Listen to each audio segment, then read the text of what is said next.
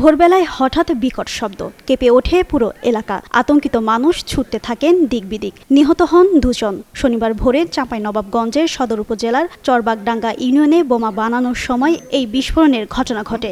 এই সময় আহত হন অন্তত 3 জন। এই বিস্ফোরণের শব্দ এতটাই তীব্র ছিল যে তা শোনা গেছে 1 কিলোমিটার দূর থেকেও। চাঁপাইনবাবগঞ্জের অতিরিক্ত পুলিশ সুপার চুল পড়া অনেক কমে গেছে। থ্যাংক ইউ মা। চুলের vitamin Jui multivitamin coconut oil. NM Wasim Firoz এ তথ্য নিশ্চিত করেছেন।